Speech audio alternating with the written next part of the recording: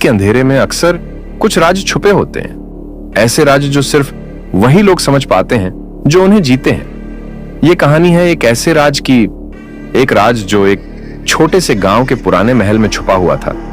यह महल पुरानी दीवारों से घिरा और वक्त की धूल में लिपटा कई सालों से बंद पड़ा था। कहते हैं कि महल के अंदर कोई नहीं जा सकता और जो भी गया वापस नहीं आया।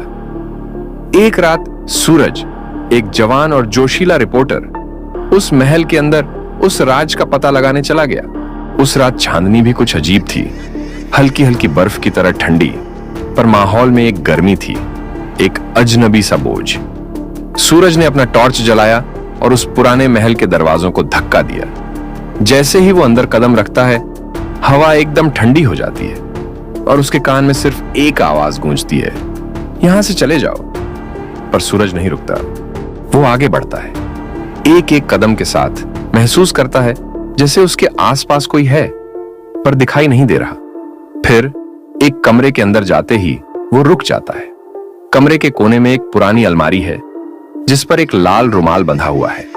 सूरज जैसे ही उस रुमाल को खोलता है, उसके सामने एक डायरी होती है, एक खौफनाक सच्चाई को समेट कर रखी हुई वो डायरी में लिखा था कि महल के मालिक ने अपनी ही पत्नी का खून किया था और उसकी आत्मा आज भी उस महल में भटक रही है। डायरी के आखिरी पन्नों में सिर्फ एक ही बात लिखी थी, मुझे इंसाफ चाहिए, मैं वापस आऊंगी, हर उस इंसान के लिए जो इस महल के अंदर कदम रखेगा। अचानक सूरज के पीछे से एक ठंडी हवा का झोंका चलता है और एक औरत की चीख गूंज उठती है। वो पलट के देखता है और उसके सामने वही औरत खड़ी थी, सफेद साड़ी में लिपटा हुआ एक परछाई, उसकी आंखों में सिर्फ बदला। उस रात के बाद सूरज का कुछ पता नहीं चला। लोग कहते हैं उसके आखिरी अल्फाज थे, उसने मुझे बुला लिया है, वो राज खत्म नहीं हुआ है। और आज भी जो उस महल के अंदर जाता है वो कभी वापस नहीं आता।